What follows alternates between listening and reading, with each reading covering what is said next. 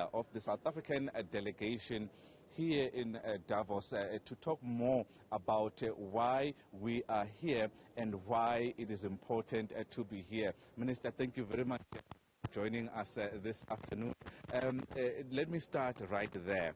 You are leading quite a formidable delegation to Davos WEF. Why are you here exactly? What message are you trying to sell? No, definitely good afternoon to the viewers as well.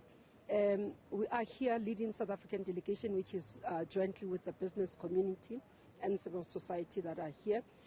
As normal, annually we would have a World Economic Forum taking place where we come, interact with potential investors, but also those who are wanting to understand South Africa where it stands in terms of various issues. The message we are carrying this time saying since we've been here pre-COVID-19, we've started to deal with the economic recovery. As we know, globally there's been an impact to the economy and many countries are dealing with the recovery of its economy, and we are sending a message to say South Africa, we've done so much in terms of rebuilding our economy. One of the things that we are trying to communicate is our seriousness in ensuring that the structural reforms are done and we're creating a good environment for investment in the country so that we can deal with unemployment, poverty and inequality. Because these are some of the things that global partners worry about in terms of our country. So that message is very resonant with what we are doing here. We are here because it's important not to have a mediator or somebody in between us and the potential investors in terms of the message, but also to be able to answer the questions that they would have. We're finding quite importantly today, since we started with the work, that there's been more around misunderstanding of where we are and also the progress that we have done. People have heard us talk about plans, and many have been saying that we don't implement the plan. And what we are saying here is that when we look at the economic reconstruction and recovery, 60% of the things that we have been, and that's conservative, that we have committed to doing, we have done. That's why you see the positive outlook from rating agencies such as S&P that have come out. You're seeing our fiscal environment strengthening, and that's the message you are saying. And there is positive response from the partners, from business communities, that they are seeing us as well dealing with the issues around corruption, because this was one of the areas that actually led to people worrying and those who wanted to invest in the country. The issue of law and order in our country, where they were seeing disruption of businesses, it's one of the issues that they were interested in understanding how we're dealing with that and giving them feedback, especially on the work that is done by Minister Cele and team around the special task forces, for example, in dealing with the illegal mines. We are starting to see some positive responses and work that they will be doing in order to protect businesses going forward. So those are some of the messages that we are carrying here, and we are receiving quite positive response. They are seeing commitment and leadership of South African government in turning the corner. And what we are saying to the investors is that the train has moved from the station and we want them on board to actually assist us to rebuild, because without international markets supporting us, without the global community coming on board and investing in our country, we think we can't do it alone. That's why these platforms are important for us to sell South Africa and for us to be able to showcase what we have been able to do since COVID-19 attacked us in the country as well. Minister, it's quite important that we keep on that message.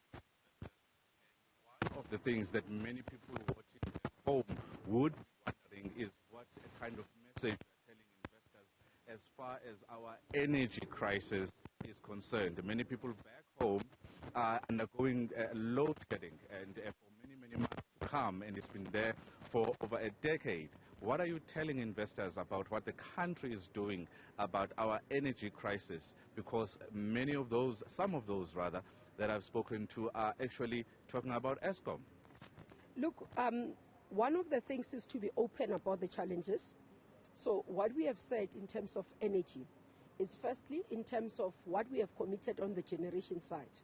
We've committed to opening bid windows, and that has actually happened very faster than we have set the dates, and it's a positive message, because that's what, in terms of public-private partnership, the global community has been looking into.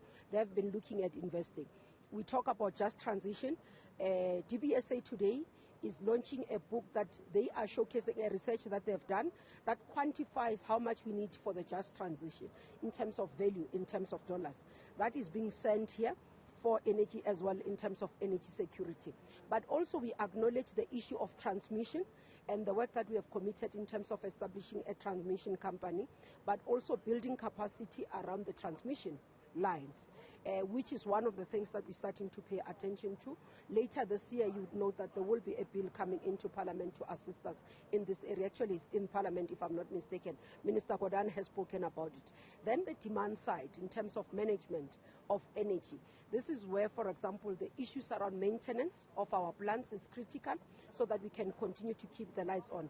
Minister Xolani as well spoke this week about the issue of capacity within Eskom.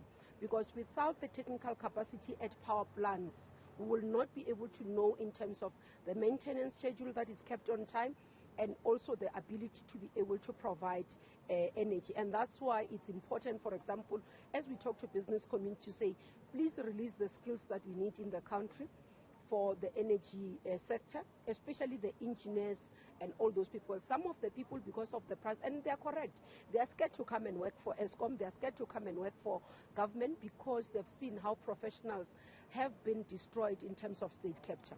And our message is to reassure them that we have turned the corner and we will be able to protect them as professionals, and we want them to come and work with us. What we are also working on is, especially at the economic cluster, we are saying we should be able to give a time frame where we'll be able to put all this in place. If we are to say 18 months, Eskom must be able to say to us, within 18 months, this is what we are going to do. We're going to ensure that the plants are being maintained. We're going to make sure that we get the skills back on track, and there must be a plan, and we are hoping in the coming weeks that message will be stronger. And what we are saying to the investments here is that there is quite a lot of work that we are paying attention to. For example, to fast-track some of the work that is being done. That's why even on environmental assessments, application processes, there's now the Environment Department, they've done what we call the RETs, so that in those areas when they build in terms of the procurement or the plans on in terms of building energy, they don't have to do new applications of environmental impact assessment. So that turnaround time is helping us towards ensuring that we can fast track. If we need to be able to go and get emergency procurement for energy, we need to do that so that we can keep the lights on. But even if we are to do that, no other energy procurement that can be done today that will be back on the grid and give us the lights within less than 18 months. So all we are saying is that let's give ourselves 18 months, but put together the work that we need to do around the table, all of us, and ensure that we can get electricity back. One last quick question. What are you telling the world that is here about South Africa's stance on Russia? Because that is something that is a huge talking point right here in South Africa. Quick response, Minister. I think majority of the people misunderstood the stance of South Africa. We are saying diplomatic channels and diplomatic engagements are the best way of resolving the conflict. This we had yesterday. The president of Ukraine has come out actually to acknowledge the South African stance as the way to go going forward. That's the first thing. Secondly, people are asking us, why don't we condemn or why don't we support the sanctions? It's for national interest. For national interest in the basis that if we continue to see the soaring prices going up of energy, it means petrol prices in our own country are going to be higher, and petrol will be unaffordable, meaning food will be unaffordable. It's not only South Africa that will be affected, but many emerging markets, but also poor communities, especially on the continent. So this is not about anyone else, but ourselves and our people. We don't want to see South Africans getting poorer and poorer again. We don't want to see South Africans being unable to afford food because of what is happening. So if the sanctions are to a negative impact to our country, there's no way we can support them, irrespective of who is supporting them. Thank you very much, Minister, for your time. Well, Stephen, you heard it from Minister Mmamoloko Kubayi. That fast on South Africa's response and stance on Ukraine and Russia. Of course, what the problems and challenges are when it comes to our energy challenges. Back to you in studio, Stephen. Xolani and Mbanjwa, thanks very much indeed. Do appreciate that live update there.